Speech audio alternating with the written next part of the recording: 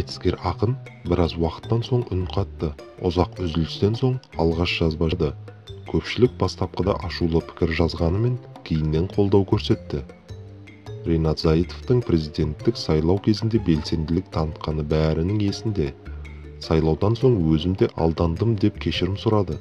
Осыдан соң көпшілік оған сенбестік танытты. Айтыскер желіде екі ұшты жазба қалдырып, көпшілікті еріксіз жылатты.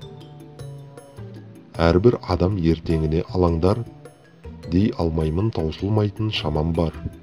Жек көрсең де кектенсең де себепсіз, мен сендерді түсінемін адамдар. Жүрегіме сыймай қалған жамандар, өзінікін дұрыс қой деп бағамдар. Бауырыңа баспасаң да бағалап, мен сендерге ренжімеймін адамдар. Таптатпауға тырысумен табанғар, бейнетпенен ғұмыр кешкен адалдар.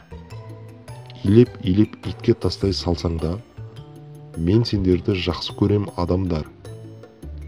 Желі қолданушылары бұл өлең шумақтарына өз пікірлерін білдірді. Бауырлар, ең алдымен Ринат айтқан сөзді сендер айтып көріңдер тіке. Отбасыңды өлтіріп, дүние мүлкіңді тәркілеп қайыршы қылып жібереміз деп қинаса, көремін сендердің сасық намыстарыңның қай жерге дейін баратынын.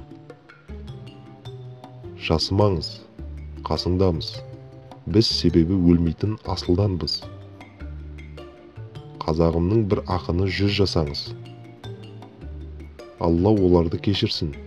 Жүрегіңіздегі қызу жалынды сабырмен өшіріңіз.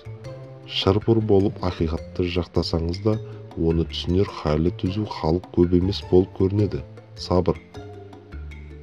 Өкпеге қиса да өлімге қимайтын қазақпыз ғой, өкпелеме, деп жазды желідегілер.